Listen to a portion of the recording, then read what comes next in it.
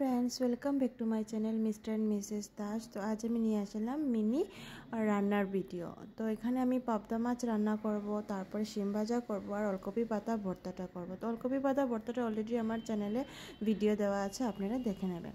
তো এখানে পাবদা মাছগুলো অনেক বড় বড়ও ছিল, তা কয়েকটা কেটেছি দু টুকরা করে, আর কয়েকটা আস্তা রয়েছে।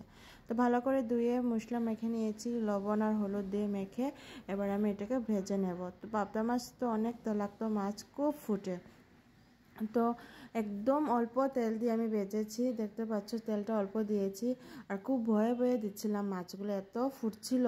তো আমি দিয়েই পরে ঢেকে রেখে দিয়েছিলাম, দেখে তারপরে মাছগুলো আমি আস্তে আস্তে ভাজা করে নিয়েছি। তো সব মাছ ভাজা করাটা আমি দেখাতে পারিনি, কারণ মাছ অনেক ফুটছিল। তো এই দেখো ভাজা হয়ে গেছে।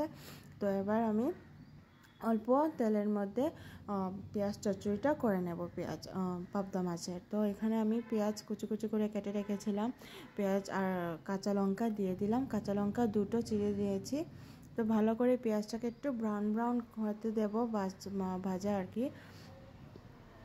তো পাবদা মাছ বেশিরভাগ পেঁয়াজ চচ্চড়িটাই অনেক ভালো লাগে টমেটো পেঁয়াজ দিয়ে। তো পেঁয়াজটা অনেক ভাজা হয়ে গেছে, ব্রাউন কালার দেখতে পাচ্ছ।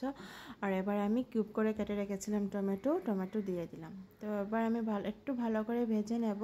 ভাজার পর এক এক করে মশলা দিয়ে দেব। হলদি গুঁড়ো দিয়ে দিলাম, তারপরে লঙ্কা গুঁড়ো দিলাম, একটু ঝালও ভালো লাগবে। চচ্চড়ি তো একটু ঝাল না হলে টেস্ট হয় না। তো দিয়ে দিলাম লবণ স্বাদ মতো, যতটুকু প্রয়োজন ততটুকুই দিলাম। তো এবার ভালো করে নেড়ে একটু জল দিয়ে দেব। জল দেওয়ার পর ঢেকে রেখে দেব 1 মিনিটের জন্য, একদম লো ফ্লেমে। গ্যাসের আগুনটা একদম লো ফ্লেম করে দেব, তাহলে টমেটো পেঁয়াজ কাঁচা লঙ্কা পুরোটা সিদ্ধ হয়ে যাবে। তো এবার 1 মিনিট পর আমি আবার ফিরে আসলাম, ঢাকনাটা উঠিয়ে দিলাম। তারপর দেখতে পাচ্ছি টমেটো সব একদম পেস্ট হয়ে গেছে। এবার এটা আমি ভালো করে কষিয়ে নেব, একদম কষাতে পুরোটা একদম জল যখন শুকিয়ে যাবে তখনই আমি জল দেবো। দেখতে পাচ্ছি এখানে পুরোটা কষানো হয়ে গেছে। মশলা যত কষাবেন তত রান্না অনেক টেস্ট হবে। তো এবার আমি পরিমাণ মতো জল দিয়ে দিলাম, যতটুকু দরকার। আর চচ্চড়ি তো একদম পাতলা ঝোলও ভালো লাগবে না, একদম ঘন থাকবে।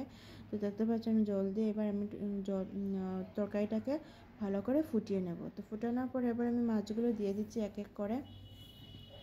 কিছুটা মাছ আমি আস্তে রেখেছি আর কিছুটা কেটেছি, কারণ অনেকগুলো বড় ছিল, তো তাই কেটে নিয়েছি। তো এবার মাছগুলো দিয়েছি, দেখতে পাচ্ছি চচ্চড়িটা রেডি হয়ে গেছে। এবার আমি উপরে দিকে ধনেপাতা কুচি কেটে দিয়ে দেবো।